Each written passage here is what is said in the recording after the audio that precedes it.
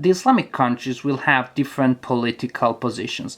They might be adversaries of the US, they might be neutral, and most countries will start as neutral, or they might be allies. Also, they will have a different quality of governance. Their governance might be poor, might be fair, or might be good. And this is what the US will try to get, as many countries as possible under good governance. However, you might also have an adversary that places the country under Islamist rule, which is a fundamentalist dictatorship, and once a country gets like that, it's much harder for the US to act in that country. The numbers that you see under the level of governance, they are a good example of how this game manages to encapsulate two different types of gameplay with just very little information. That number represents, for example, the number of operations that the US player must spend to be able to complete one action in a country. So the US want to do, for example, wage a war of ideas in a country with poor governance. Well, political and diplomatical connections don't work very well. It's extremely hard. They had to spend 3 operations, so play a card with 3 in terms of operations, or build up some reserves. So there will be a lot of planning there. However, these same numbers work in a completely different way for the Jihadist player. In fact, the Jihadist player will roll dice for most of the actions, such as plotting or launching minor and major jihads. And that number represents the number that they have to achieve.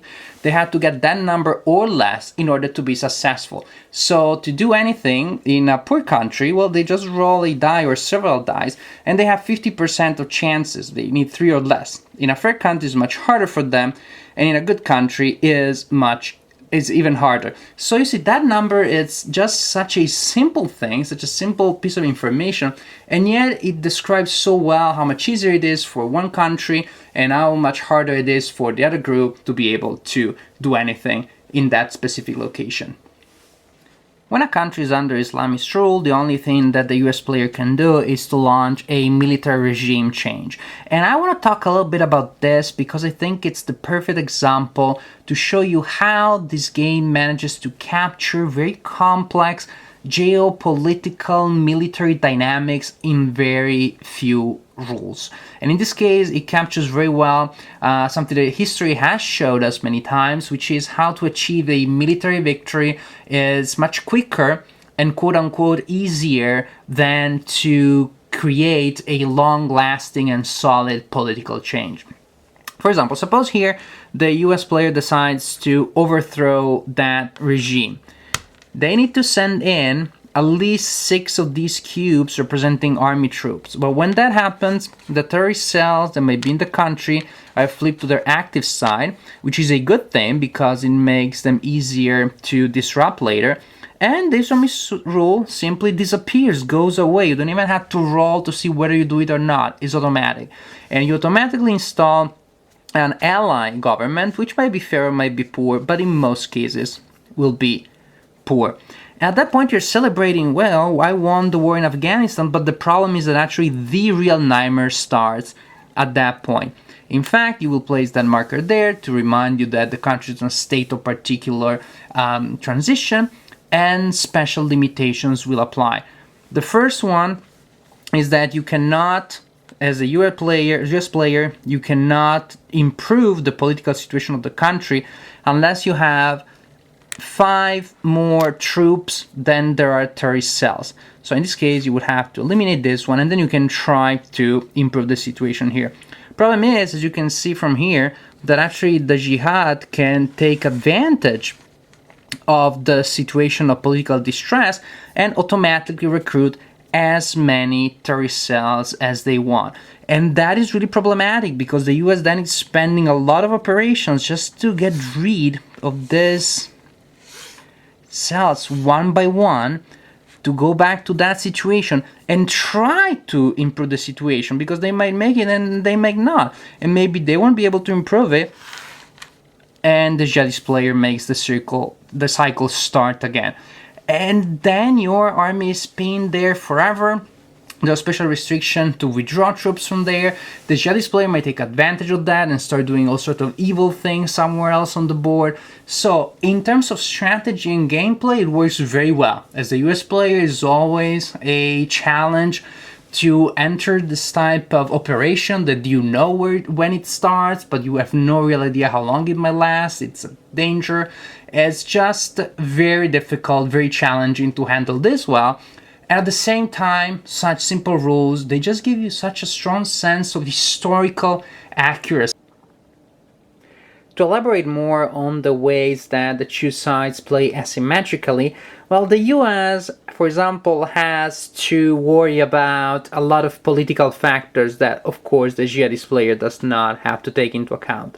The first is the US global war on terror relations. It really is based on the posture the different countries have on terrorism.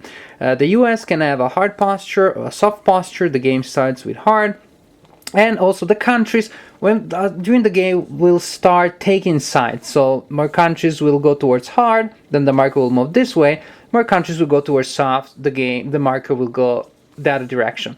What is interesting is that there are certain things that the US player can do when he's on hard posture and cannot do it on soft.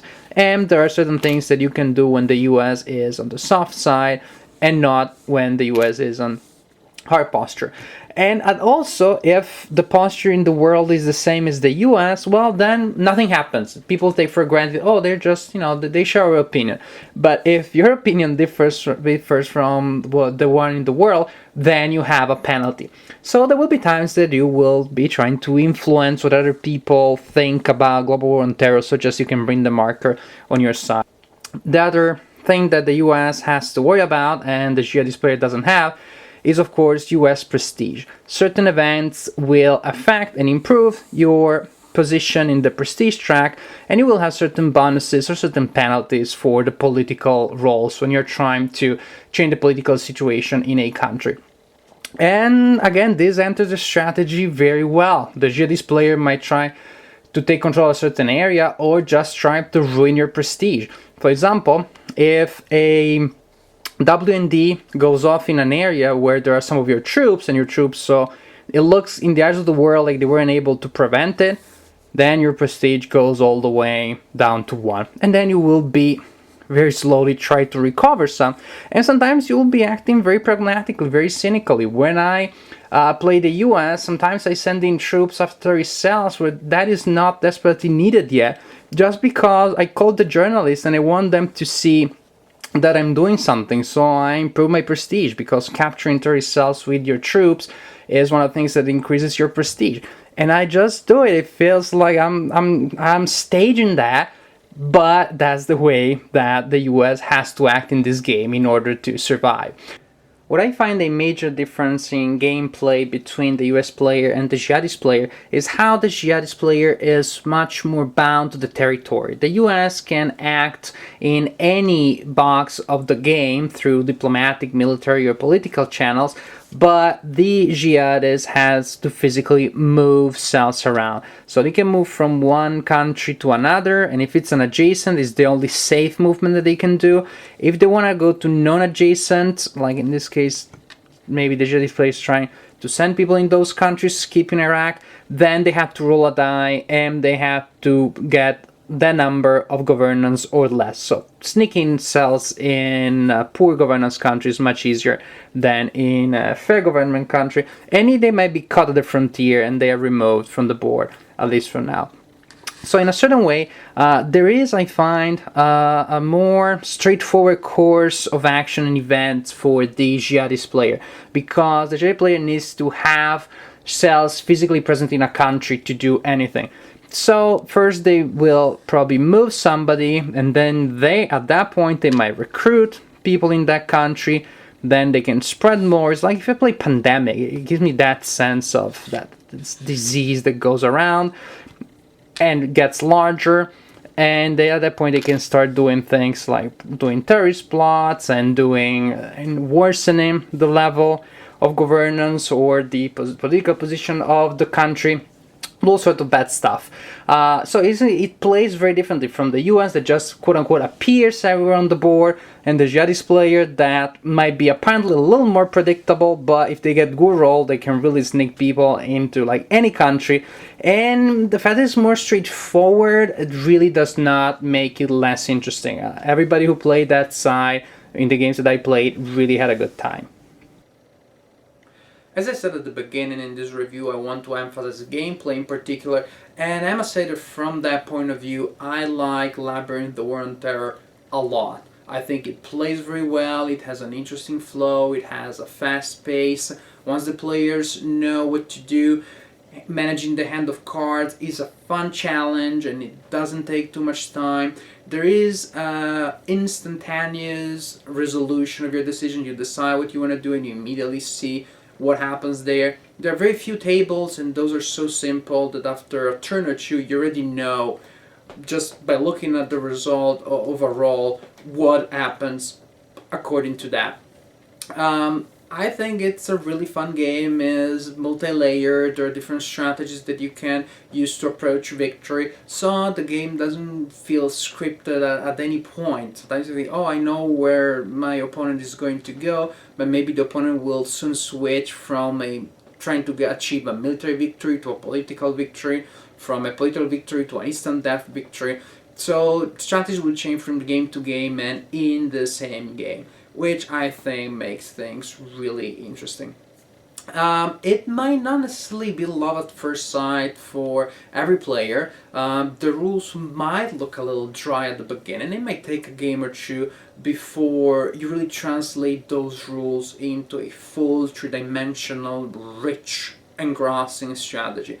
But if you give this game a try or two, that probably is gonna happen. The flowchart for the AI, for the solitaire, might look a little overwhelming at the beginning, but again, play it once or twice or maybe 3 times and you will really learn very easily what the main steps are, and just by looking at the card you will know what the AI is going to do. You'll just look at the small boxes here and there for little details for reference. So again, I think it's a game that can give you a lot, even though at the beginning might look a little dry.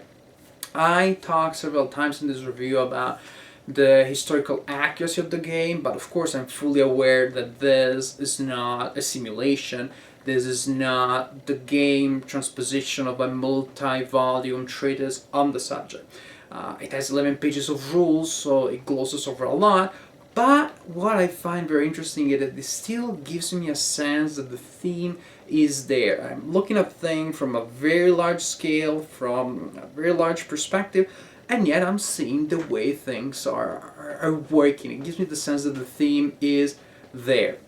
In that, I find that Labyrinth really has a lot to offer. It's not a game that is pure playability. It's not Dominion, you take it out of the box and you start doing stuff.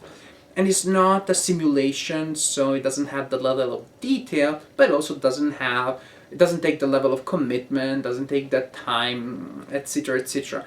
So if you're looking for either of these games, Labyrinth might not fall in the category, but if you're looking for something in between, if you're looking for something that plays well and gives you the sense of the theme, then I think the Labyrinth might really work well for you. And I think that in finding that balance between a sense of theme and playability, I believe that really Labyrinth is a remarkable achievement.